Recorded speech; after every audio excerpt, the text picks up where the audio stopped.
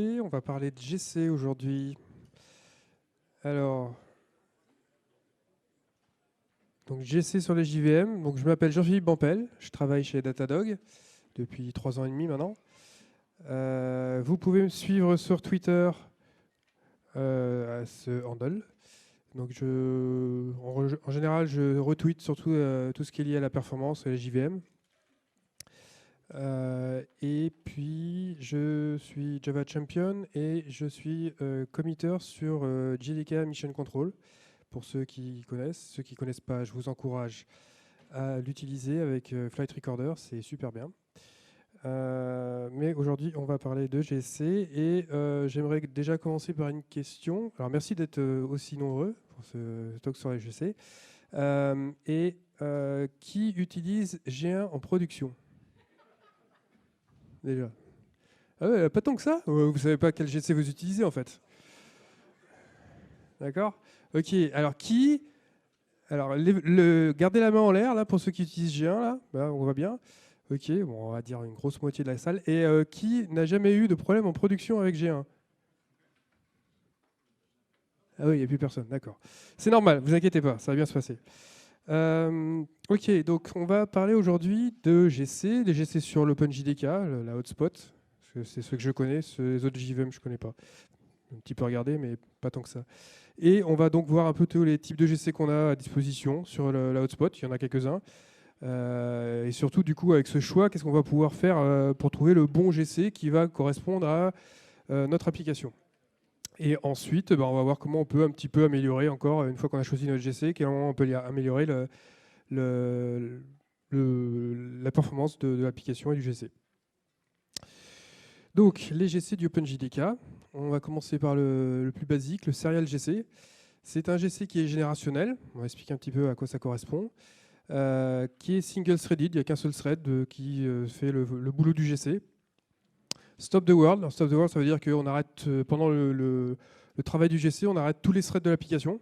Et il fait son petit taf là, de GC, de réclamer toute la mémoire. Et après, il relance les threads. Donc ça disrupte un petit peu votre application. Hein. Faut être clair, mais normalement c'est relativement court.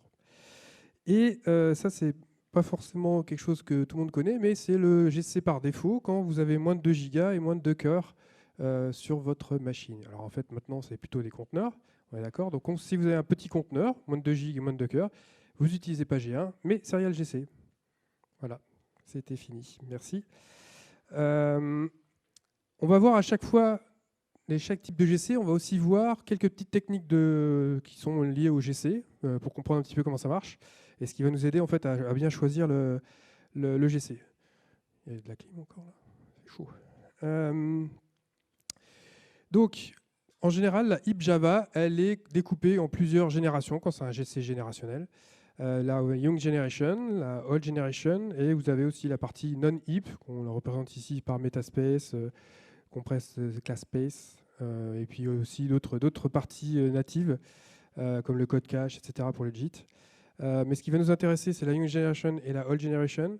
Dans la Young Generation, c'est là où on va allouer les objets, spécifiquement dans la partie hidden. C'est là où on alloue tous les objets. Et on a aussi des survivor spaces là, qui sont par deux. C'est ce qu'on appelle des semi-spaces, on va expliquer comment ça marche exactement. Et ensuite, vous avez la Whole Generation. Alors ça, c'est les objets qui ont survécu à plusieurs GC, qui sont promus dans cette Whole Generation. Donc ce découpage-là permet en fait de faire des optimisations sur le GC, de ne pas parcourir toute la heap et d'avoir un GC qui est un petit peu plus efficace. Donc en général, pratiquement tous les GC de la JVM sont générationnels, sauf quelques-uns qu'on va voir. Donc justement, ces survivors, comment ils fonctionnent?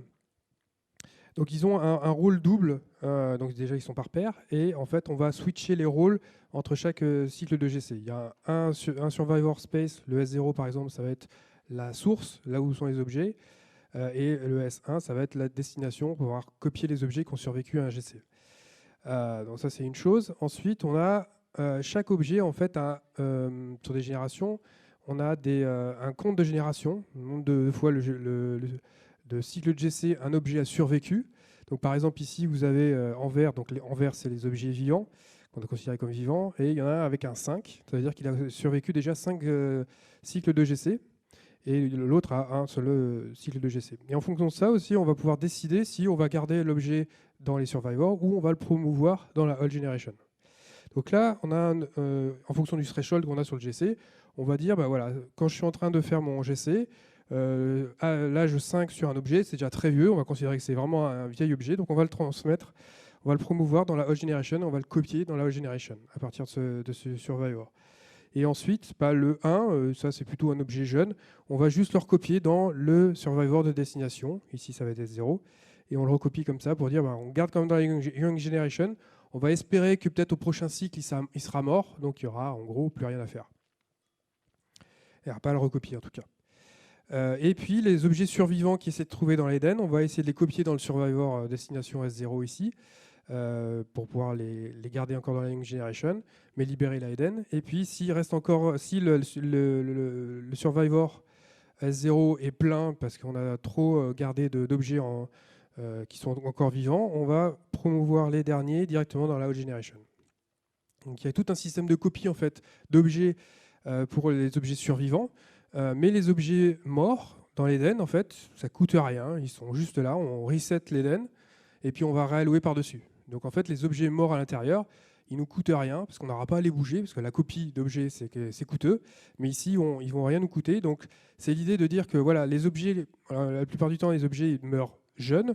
Et donc, du coup, on va essayer d'optimiser pour que en fait, la plupart des objets meurent jeunes. Donc, ceux qui sont restants, une minorité, vont être copiés, mais le coût va être moindre. Donc voilà, ça c'est le principe de base des générations et des survivors. Comment on peut filtrer en fait ces objets avant qu'ils atteignent la old generation. GC suivant, le parallèle GC. Alors c'est plutôt simple, c'est aussi un GC gérationnel, mais cette fois-ci il est multithreadé, donc on va augmenter le throughput. On n'aura pas qu'un seul GC, un seul thread qui va s'occuper du travail du GC, mais en fait de multiples threads en concurrence en simultané qui vont travailler pour ça. Donc on va augmenter notre throughput. Il est toujours stop the world, donc pendant le travail du GC, tous les threads sont arrêtés. Mais comme on a multithread, on va aller un peu plus vite pour libérer à nouveau les threads applicatifs. On va voir une autre technique aussi avec ce parallèle GC, c'est que dans la phase de marking, donc je rappelle pour les GC, on a le marking, on a le sweeping, éventuellement le compacting. On libère les objets et on rebouche tous les objets. Dans la phase de marking, quand on est en GC générationnel, il y a des petites choses qu'il va falloir qu'on regarde en particulier. Donc l'idée ici, encore une fois, on va s'appuyer sur l'aspect générationnel. Le minor GC, donc normalement un GC un peu plus court, rapide, il va s'occuper que de la young generation. Dire la old generation c'est trop gros, en général c'est très large. J'ai pas envie de scanner toute la heap avec la old generation parce que si ça se trouve j'ai énormément de, comme les objets meurent jeunes, j'aurai peut-être beaucoup d'efficacité à libérer de la mémoire dans la young generation parce que tous les objets seront peut-être morts et donc je vais me focaliser là-dessus. Donc pour ça on va marquer les objets et en prenant les GC routes, donc le petit nuage que vous voyez là, c'est une matérialisation de mes GC routes, la racine en fait de mon arbre mon graphe d'objets. Ça va être les threads local, les références qui sont sur la stack, les statiques et les JNI handle. Donc on va partir des GC routes et on va tracer les références dans notre graphe d'objets. Donc quand j'arrive sur un objet dans l'Arion, ok, très bien, je vais encore scanner les fils de l'intérieur pour aller trouver les autres références des autres objets. Ici, c'est un autre objet dans l'Arion. Je continue, mais dans cet objet-là, il n'y a plus d'autres références, avec des primitifs par exemple. Et donc je m'arrête ici. Et je repars à ma GC route suivante. Je continue, je rentre dans l'Arion, je vais essayer de parcourir d'autres. Il n'y en a pas, s'il y en a un. Et lui, il atterrit directement dans la Old Generation. Là, j'ai pas envie d'aller plus loin, j'ai pas envie de me taper toute la heap. Et donc je vais m'arrêter. Je m'occupe que des objets qui sont dans l'Arion. Donc quand j'arrive dans la hold, je m'arrête. Fastoche. Ensuite, le GC route suivant, là il tape directement dans la hold. Facile, je m'arrête. Ça, je fais pas trop de travail. Et le suivant aussi, il est dans la hold. Ok, je m'arrête, je vais pas aller plus loin. Sauf que, en fait, si j'allais plus loin, j'allais voir qu'il y a une référence de l'objet qui était que je ne vais pas aller voir parce qu'il était dans la generation, mais qui pointe vers la young generation. Et si je scanne pas cette référence, je vais considérer l'objet qui est pointé ici, dans la young, comme un objet mort. Et là, c'est caca, parce qu'on a corrompu la heap, on a libéré un objet qui doit être vivant normalement. Donc en fait, on s'est banané. Donc comment rattraper ça ? Donc les GC, ils ont introduit ce qu'on appelle un concept de remember set, et ici une implémentation qui est la carte table, où on fait une cartographie de la old generation. Donc chaque carte, donc là les petites cases ici, c'est une carte qui représente c'est un flag, 0 ou 1, en gros est-ce qu'on a quelque chose ou on n'a pas quelque chose, et il représente 512 octets de la heap. Donc on a un gros tableau qui représente toute la heap, par région de 512 octets. Et ça va nous permettre de déterminer si on a des références en fait, vers la Young Generation. Donc, en fait, c'est de traquer les références de la old vers la Young pour savoir si on doit scanner quelque chose. En fait, du coup, ce qui se passe, ça marche ici, dès qu'on a modifié une référence dans un objet, quand on écrit une référence dans un objet, il y a une write barrière qui s'exécute. C'est le JIT qui a inséré cette write barrière. Dire, oula, il y a une écriture, ou attends, je vais faire un petit truc. Si tu as un objet qui est dans la old generation, tu vas reflaguer ici ma carte table pour dire ah, il y a eu une écriture de champ. Tu me flagues, comme ça, à la fin du marking du minor GC, je vais scanner la table, et dès qu'il y a un 1, je vais aller scanner la région ici pour trouver les objets et vérifier toutes les références derrière pour savoir s'il y a une référence qui va vers la Young. Et comme ça nous permet de rattraper le marking pour qu'il soit totalement correct. Voilà, j'espère que ça a été compris, parce que ce n'était pas très simple. Donc gardez un peu ce remember set en tête, il va resservir, en tout cas le principe. Alors le fameux, le G1GC, donc voilà, next, GC de la hotspot. Alors c'est le plus connu, enfin celui qu'on a tous entendu parler, parce que c'est celui qui est par défaut normalement quand on a plus de 2 gigs et plus de 2 cœurs. Il est générationnel aussi, multithreadé comme le parle GC. Il y a des phases qui sont stop the word et des phases qui sont concurrentes. Je ne vais pas rentrer dans le détail, mais il y a un peu entre les deux. Voilà, tout ce qui va être évacuation et tout ce qui est minor GC, c'est stop the word. Et il y a une phase de concurrent marking qui se tourne en même temps que l'application. Chose nouvelle, il est region-based. C'est-à-dire qu'on va découper la heap un peu comme on a vu avant, mais en plus dans sous-petites régions qui vont permettre certaines optimisations. Alors, on représente en théorie les régions de G1 un peu comme ça, en disant voilà, vous avez des régions, et vous avez des rôles qui sont assignés à ces régions, qui sont soit l'Eden, soit la Survivor, soit la Hold, soit Human Goose, on va y revenir. Voilà, donc en fait, plutôt que d'avoir un gros bloc d'allocation tel qu'on avait avant dans les anciens GC, on va avoir des petites régions qui vont avoir des rôles assignés par rapport aux générations. Et puis, en théorie, ça peut bouger de rôle en fonction de comment évolue le GC et la heap. Donc ça, c'est la théorie. En pratique, on se rend compte que finalement, les régions elles sont quand même très placées dans la plage d'adresse. Elles sont vraiment localisées. Donc ici, vous avez une représentation basée sur les adresses réelles de la heap qu'avait fait Kirk. Et donc les régions Tenured Old Generation, elles sont tout en haut, la Young tout en bas, et Survivor au milieu, et Human Goose au milieu aussi. Donc en fait, finalement, c'est assez... c'est pas aussi distribué qu'on pourrait le dire, même si en théorie on peut faire ça, mais en pratique, c'est moins le cas. Bref. Les régions, à quoi ça sert ? Ça va nous permettre, en fait, comme pour réclamer la mémoire, G1 va en fait évacuer une région vers une autre, et dire voilà, la région devient libérée. Hop, je récupère toute cette unité de mémoire, qui est la région, d'un coup, en évacuant les objets survivants vers une autre région. Et du coup, en même temps, on fait du compacting. C'est-à-dire que comme on va bouger les objets, on va tous les mettre bien les uns à côté des autres pour avoir quelque chose qui réduit la fragmentation. C'est un peu l'idée. Pratiquement tous les GC de la JVM, ils sont compacting pour défragmenter, comme ceux qui se rappellent du défragmentation de disque dur, mais d'avoir quelque chose qui n'est pas fragmenté, qui ça permet d'éviter d'avoir des trous et surtout d'avoir une allocation ultra rapide parce que c'est juste un bump d'adresse pour l'allocateur. Donc ça, c'est super rapide. Les régions permettent aussi de limiter les copies vers une autre. Donc on va sélectionner les régions qu'on a envie, celles où il y a le plus, par exemple, de garbage, car en fait, il y a le moins d'objets survivants à copier pour limiter en fait le coût de la copie d'objets. Donc là, on va dire, tiens, il y a une région, il y a juste 2-3 objets qui restent. On va se focaliser sur eux parce qu'on a juste 2-3 objets à copier. On récupère, on va dire, 32 mecs de région. Ouais, tout de suite, c'est vachement plus efficace. Et d'où le nom en fait, du GCG1, Garbage First. Donc on va se focaliser sur le garbage en premier pour pouvoir avoir libéré de la mémoire. Et donc du coup, quand on va évacuer ces objets, il va falloir updater les références des objets qui pointent, enfin, des références qui pointent sur ces objets qu'on a déplacés. Il va falloir dire ah bah c'est plus ici, c'est dans cette région-là maintenant à telle adresse. Donc il va falloir scanner. Normalement, il faut scanner toute la heap pour mettre à jour toutes les références quand on fait dans les anciens GC. Ici, on va juste scanner la région qui nous intéresse et les régions qui pointent dessus. Donc du coup, pour savoir quelles sont les régions où se trouvent les références qui pointent sur cet objet, on va utiliser aussi le concept de remember set. On va traquer les références interrégions pour éviter de scanner toute la heap. Avec un schéma, c'est mieux. Donc ici, on a des remember set par région, les R7. Donc ici, on a 3 régions. Et on va prendre comme exemple la région 2 ici. On a ces 2 objets-là, ici, qu'on voudrait déplacer. Et donc, on va déplacer ces objets, on va évacuer, on va récupérer la région 2.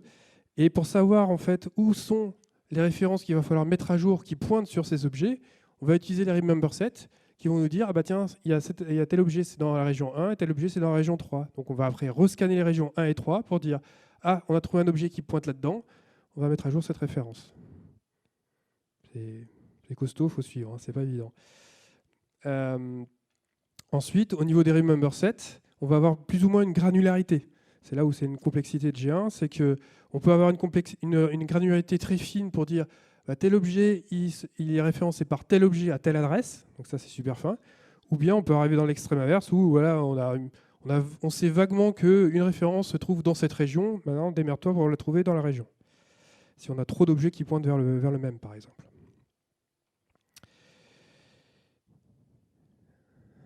GC suivant, Shenandoah, vous avez peut-être entendu parler. C'est un GC assez récent, ça fait à peu près 10 ans qu'il est en développement maintenant, enfin, que le projet a démarré. C'est quelque chose qui vient de Red Hat. Et dans la première version qui est sortie, c'est un GC qui est non générationnel. Donc il veut dire qu'il y a toute la heap qui doit scanner à chaque cycle. Mais l'avantage de Shenandoah, c'est que c'est un GC, ce qu'on appelle basse latence ou concurrent, où en fait on va se focaliser sur avoir une pause qui est hyper faible. On va dire en dessous de la milliseconde, ou très peu. Donc ce qu'on appelle fully concurrente. Ce n'est pas totalement fully concurrente, dans le sens où toutes les phases en fait, sont faites en concurrence, mais il y a encore des petits stop the world qui existent pour synchroniser en fait, les phases du GC. J'ai fait un talk en 2019 au dernier Riviera Dev sur tous les GC concurrents, donc vous pouvez les retrouver pour avoir le détail de ça.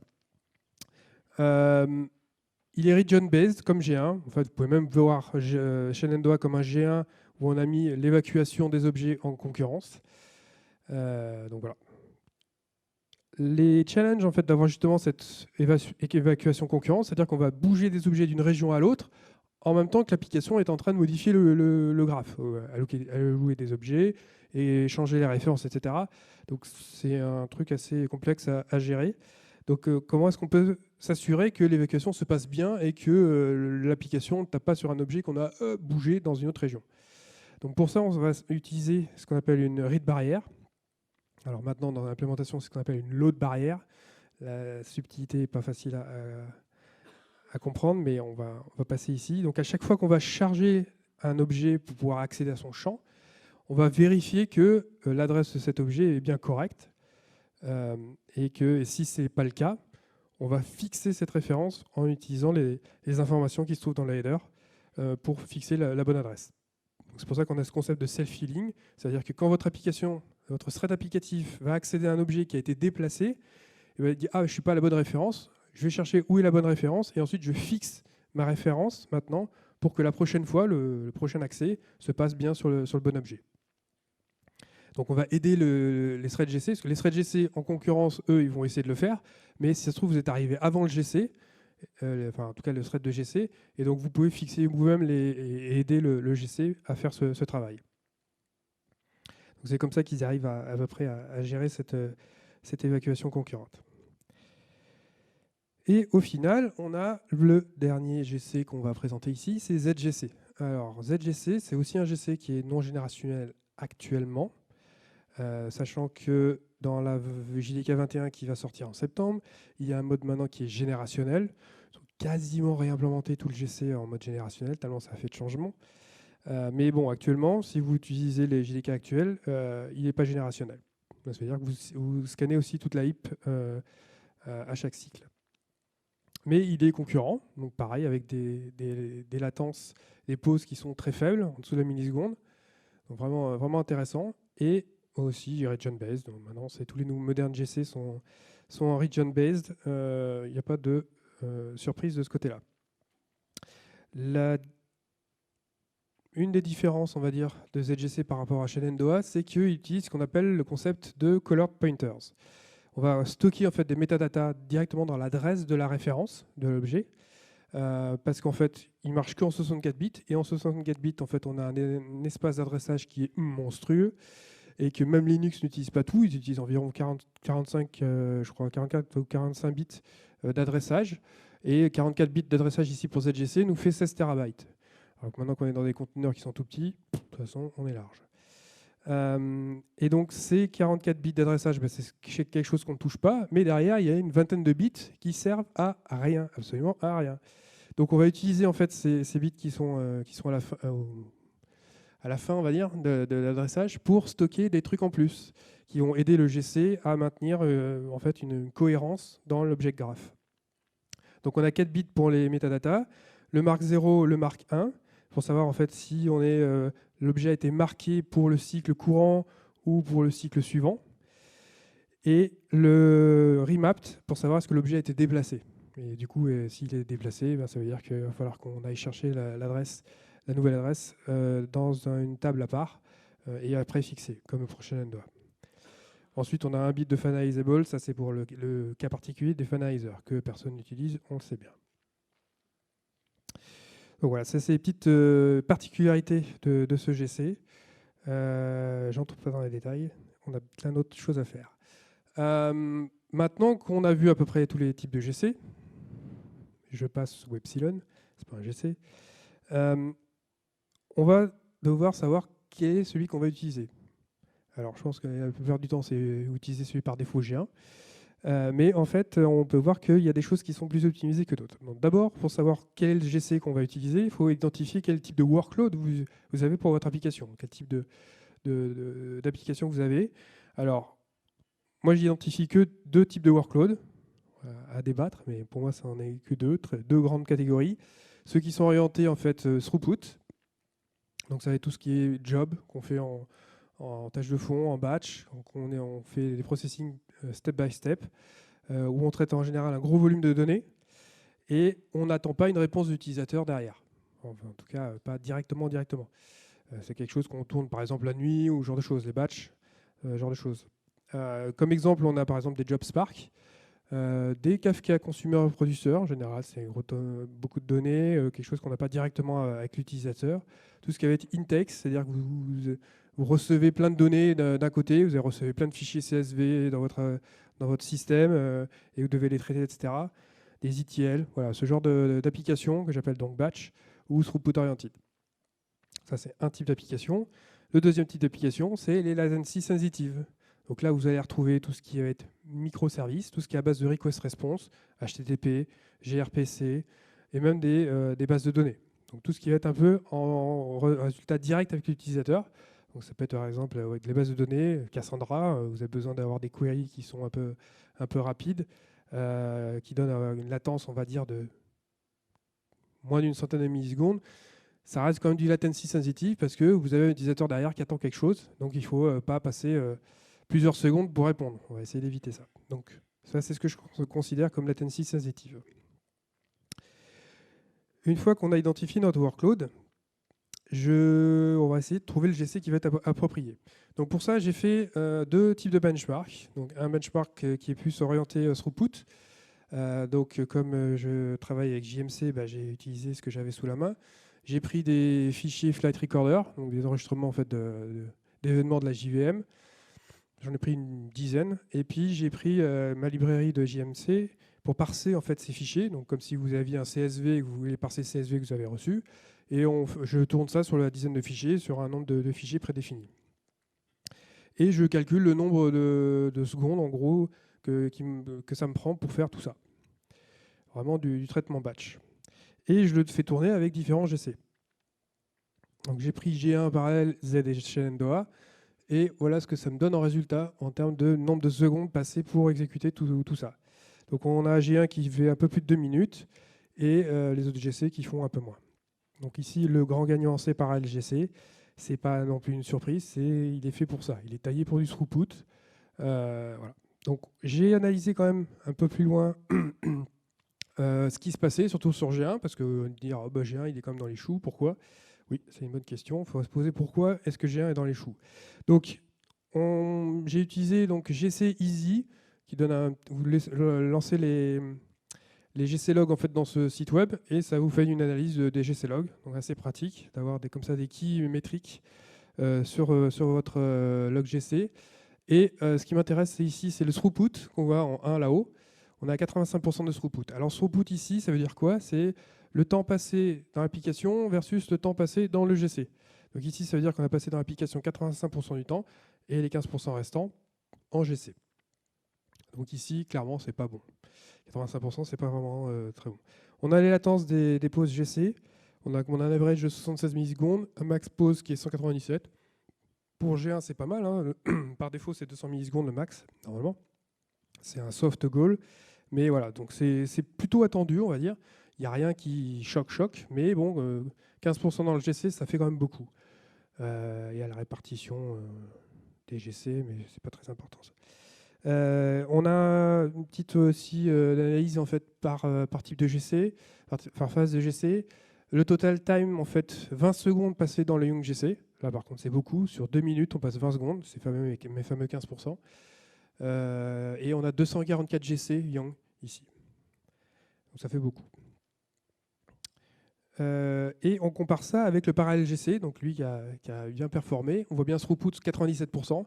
Là, oui, effectivement, c'est très bon. On peut faire mieux, hein. Mais c'est déjà très très bon. L'average post time, il est à 25 millisecondes et le max post time, 82 millisecondes. Donc effectivement, il n'y a pas de secret. Hein. Au final, quand on fait le total, on a 108 GC, donc on a 2 fois moins de GC. Et au total time, GC time, c'est 2 secondes. Donc 10 fois moins. Donc voilà, dans ce cas-là, parallèle GC est quand même beaucoup plus rapide. On va voir exactement dans le détail pourquoi la différence. Mais l'idée, c'est qu'effectivement, parallèle GC est beaucoup plus adapté pour du throughput, parce qu'effectivement, il fait des stop the world très, très longs. Il fait tout en stop the world, mais il fait ça en parallèle, et ça, il va derrière. Donc ça, c'est adapté pour ça. Ensuite, au niveau latency sensitive.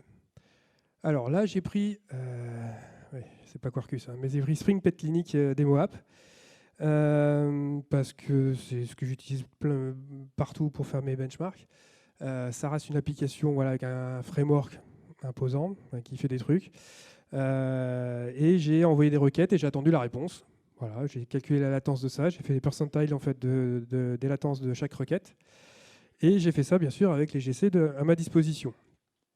Donc là où j'ai graphé les percentiles donc des P10 jusqu'à P99, en passant par P90 et P95. Et voilà, donc ça donne la latence des requêtes. Donc on a ici moins de 10% des requêtes sont ici quasiment en dessous de 100 millisecondes, jusqu'à pratiquement 99% des requêtes peuvent être jusqu'à au-delà de 400 millisecondes. Donc je ne sais pas si vous voyez bien, mais en fonction des couleurs, moi je suis daltonien, mais vous avez les types de GC et vous voyez un peu comment ça se passe. Donc parallèle GC, il commence très fort et il finit très mal. Voilà. Donc ça, c'est aussi attendu parce qu'effectivement, les pauses, dans certains cas, peuvent être très longues. Et pour des latences de requêtes, ce n'est pas adapté. Mais par contre, l'avantage, il commence très bas. Pourquoi? Parce qu'il a un overhead qui est beaucoup plus bas aussi.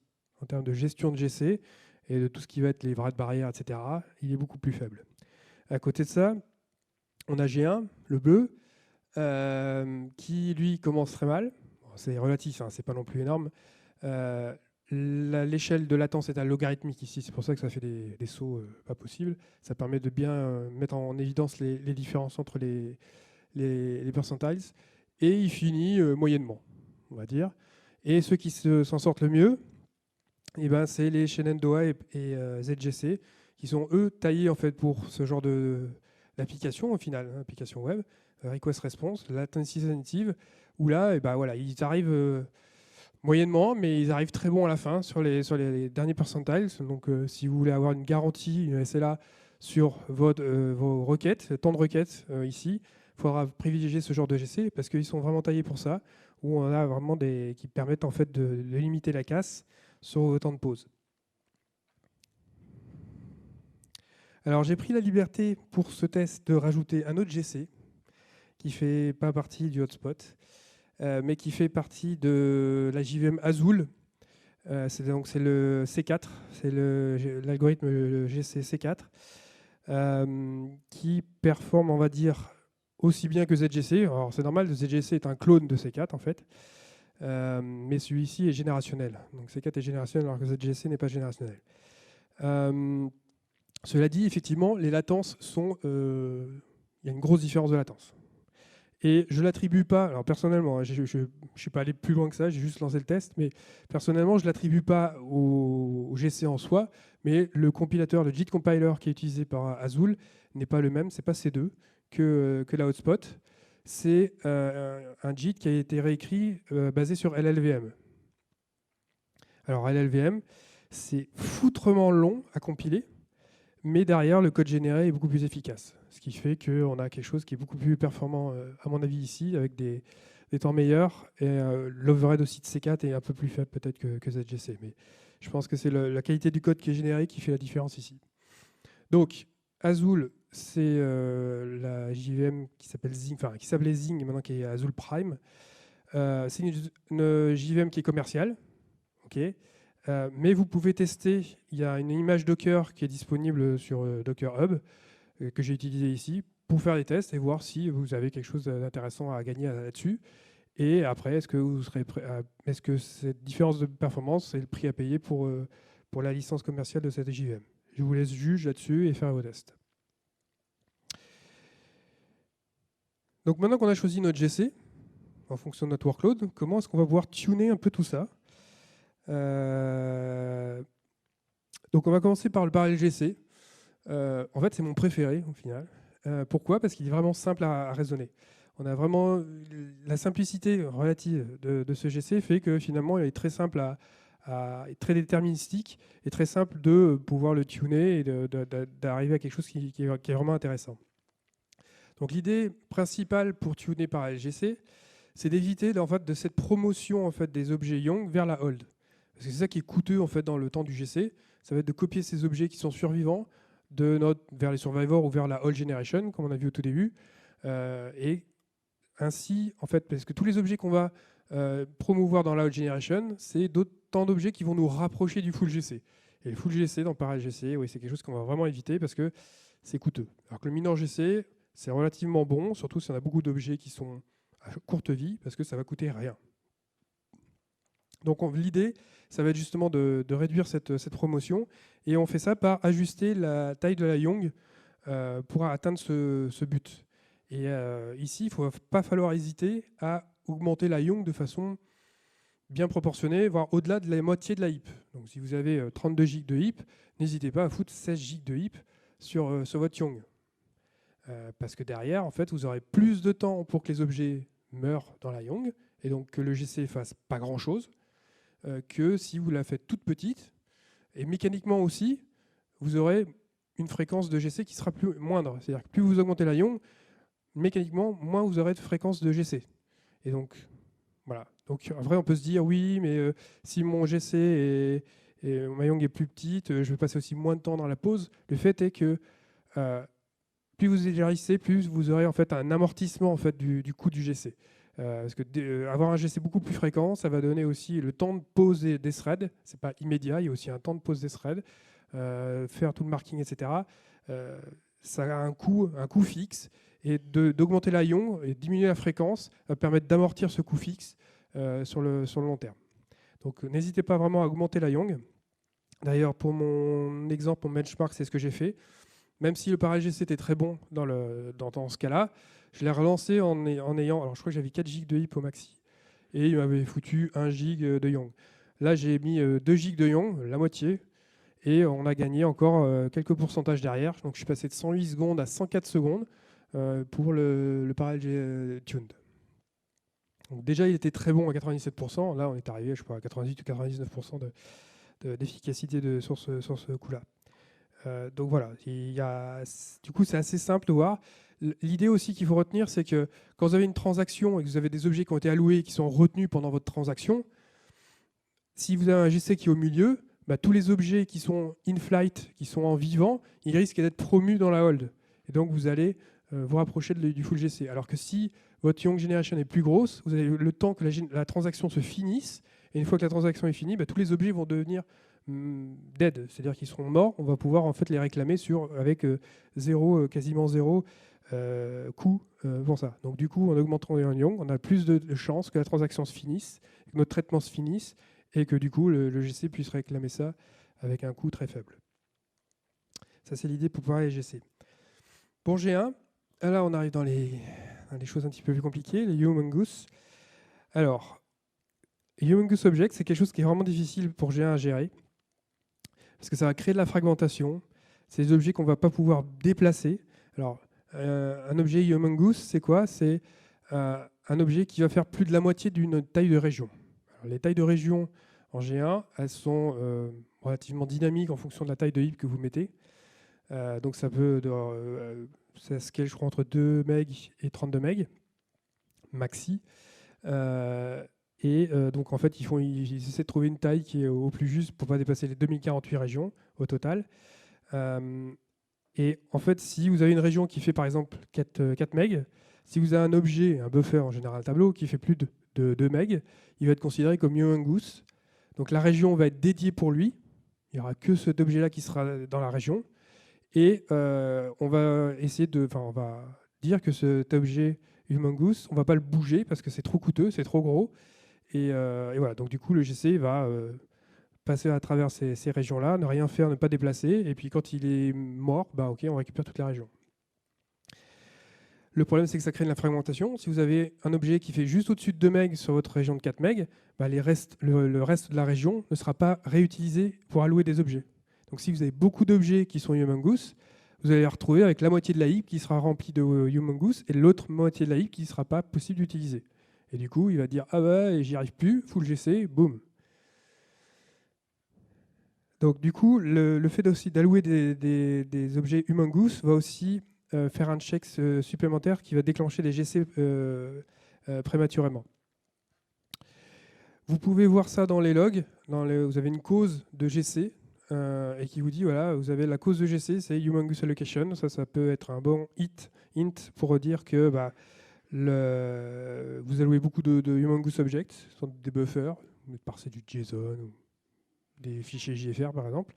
Et voilà, ça c'est quelque chose qu'il va falloir essayer d'éviter, réduire. Alors on peut tuner un petit peu le G1 pour ça, c'est-à-dire qu'on va essayer de bouger un petit peu la région, la taille de région. On peut fixer quand même les tailles de région. Donc si on a un objet qui ont des buffers qu'on alloue qui font 2 MB, on a une région de 4 MB, si on passe la région à 8 MB, ça ne sera plus considéré comme un Humongous Object. Donc du coup, G1 il va peut-être mieux s'en sortir. Le problème, c'est que du coup, c'est un objet qu'il va falloir bouger. Quand on va évacuer les régions, il va falloir bouger cet objet de 2 MB. Et c'est coûteux aussi. Ensuite, dernier problème, les régions au maximum elles font 32 MB. Donc si vous avez des buffers de 16 MB, en gros, vous êtes dans le caca. Parce que vous ne pouvez rien faire. Et dans mon cas ici, pour les fichiers JFR, j'avais effectivement des gros buffers d'allocation. Et quand j'ai augmenté la taille des régions, j'étais à 4 MB, je crois que je suis passé à 8 MB. Bah, du coup, mes objets n'étaient pas Humongous et on s'est retrouvé avec un temps qui est beaucoup plus correct, qui est vraiment on par avec le parallèle GC, qui est vraiment équivalent au parallèle GC. On s'est retrouvé à 105 millisecondes. Donc mon problème ici, c'était que j'avais effectivement des gros buffers, on avait beaucoup de Humongous allocation, et du coup, en augmentant la taille de région, je m'en suis sorti. Parce que mes buffers étaient relativement petits et que je ne suis pas allé au-delà des 32 MB de région. Sinon, c'était pas possible. Autre chose à savoir sur G1, la principale caractéristique, le principal avantage de G1, c'est qu'il va pouvoir retailler la Young Gen automatiquement. Donc en fonction de comment évolue le pause time, il va faire évoluer la taille de la Young. Donc c'est le pause time, il augmente, il va avoir, par rapport au target qui est de 200 millisecondes, il va avoir tendance à... donc si le pause time est inférieur au target, il va augmenter la Young. Et si le pause time devient supérieur au target, il va dire ouais, je vais réduire la Young.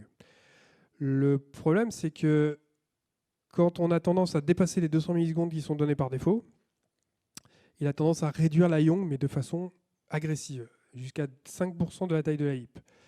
Donc ça paraît correct, mais le problème, l'effet de bord qui arrive derrière, c'est qu'en réduisant mécaniquement la taille de la Young, on va augmenter la fréquence des GC.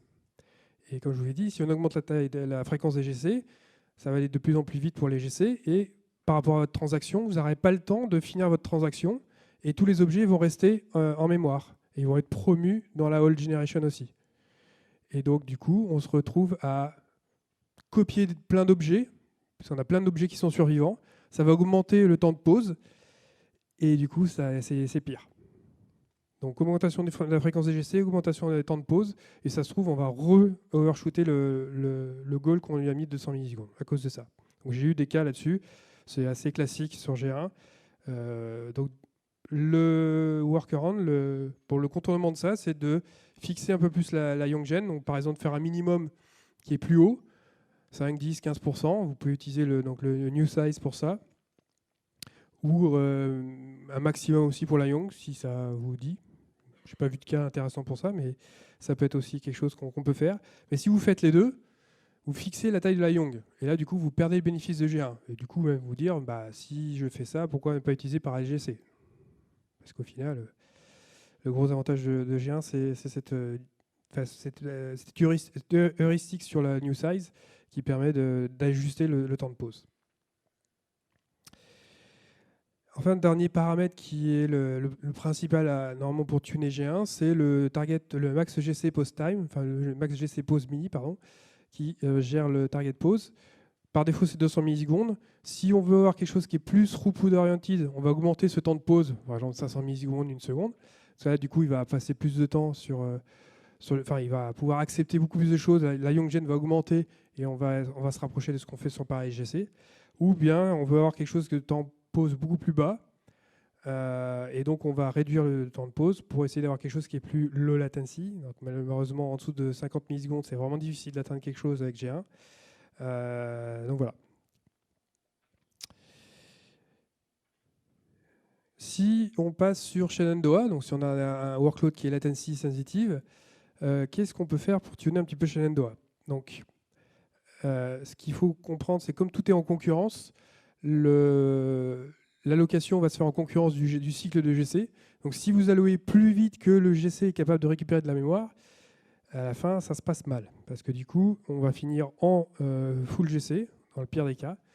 Dans le moyen cas, c'est pacer. Ça veut dire qu'on va ralentir l'allocateur. C'est-à-dire que les threads qui allouent beaucoup, il va leur insérer des threads d'out-sleep dans ces threads pour pouvoir ralentir l'allocation et que le GC puisse rattraper son travail et libérer de la mémoire. Et donc à la fin, s'il n'y arrive pas, pouf, full GC comme à la vieille époque.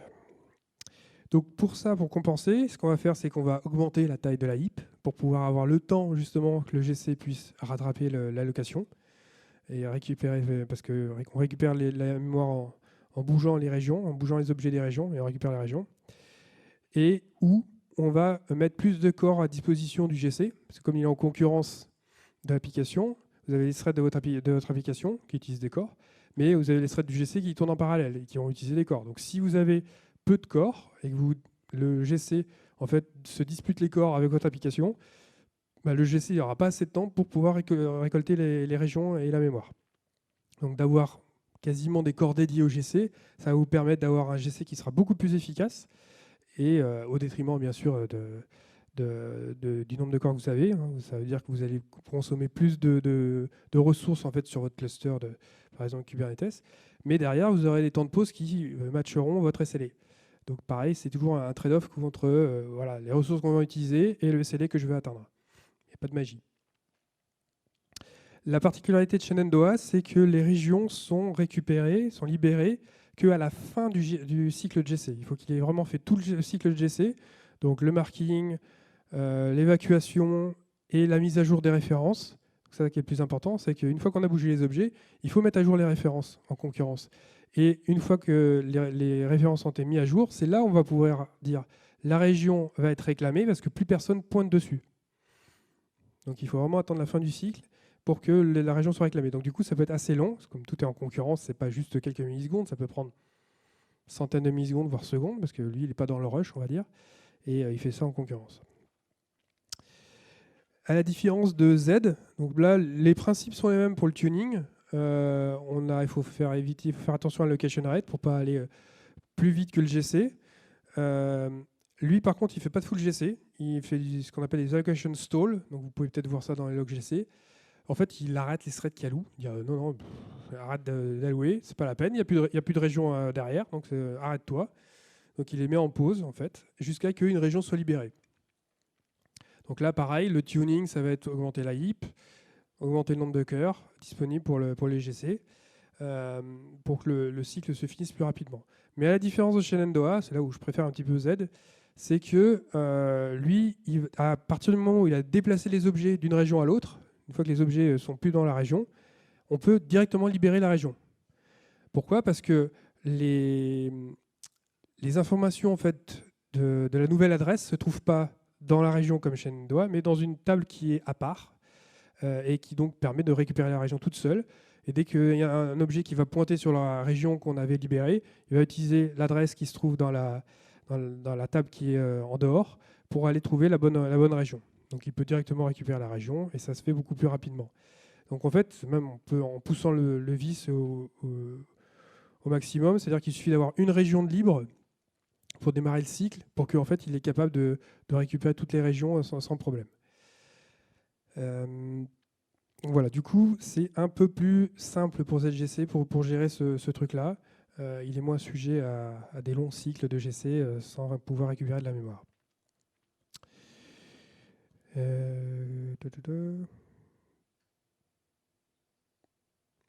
En conclusion, je pense que vous avez senti un petit peu la conclusion qui arrive. Vous avez deux types de workload dans la vie. Vous avez les throughput oriented et les latency sensitive. Une fois que vous avez identifié ce workload, vous avez le choix des GC dans ces catégories-là. Donc sur les throughput oriented par LGC, c'est ce qu'il y a de mieux, à mon avis. Le G1, ok, si vous n'avez pas de problème avec, vous pouvez l'utiliser. Maintenant, si vous avez des problèmes avec, je ne suis pas là.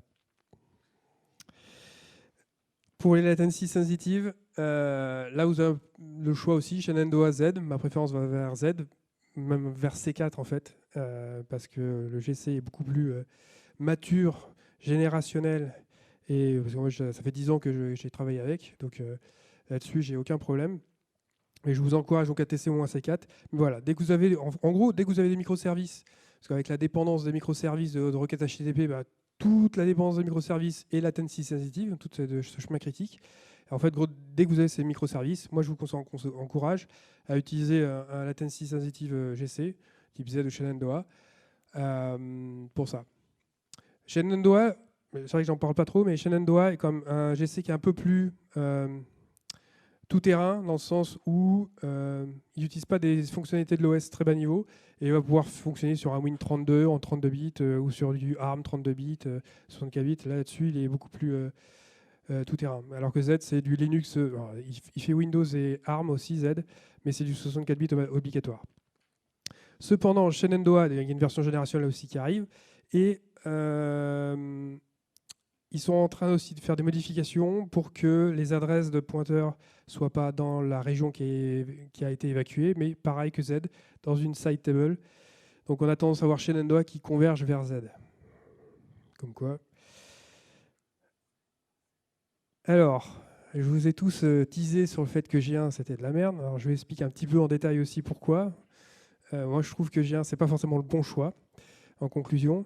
Pourquoi ? Parce que en fait, l'heuristique qu'il utilise fait que c'est très difficile en fait, de le tuner. Parce qu'il va falloir comprendre l'heuristique, pourquoi il a pris ces décisions-là, et du coup, faire les contre-mesures par rapport à ça. Donc il y a plein de choses qui peuvent mal se passer pour G1. On a la fragmentation.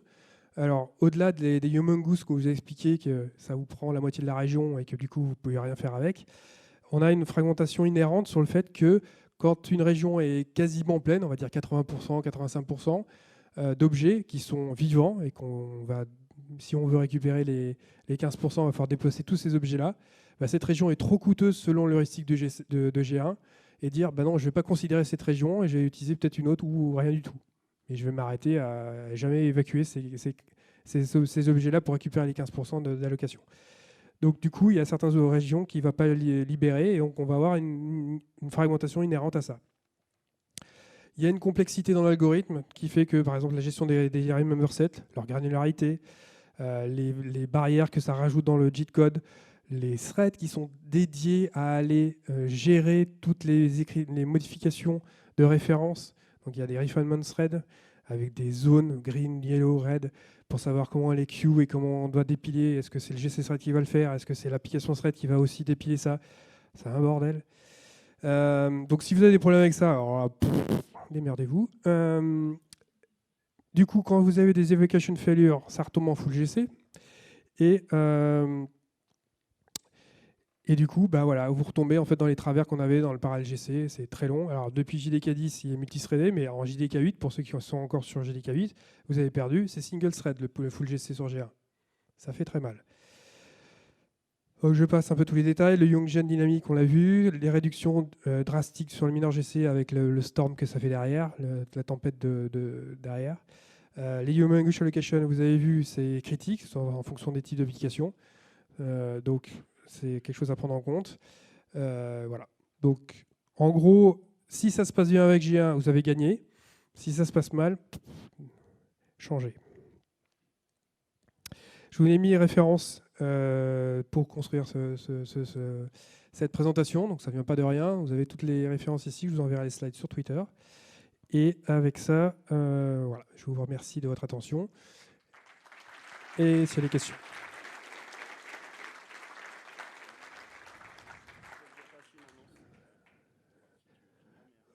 Petite question au passage, ou vrai, on peut se revoir dans les couloirs? Non, c'est bon. Si, petite question juste avant de finir. Oui. Alors, quand je dis dédié, c'est pas machin, c'est juste que vous rajoutez plus de corps pour que, par rapport à votre application, pour que les GC threads aient de la place pour travailler. Mais c'est pas dédié, genre c'est pas de l'affinité ou quoi que ce soit. C'est juste mettre des corps en prenant en compte qu'il y a le GC qui tourne.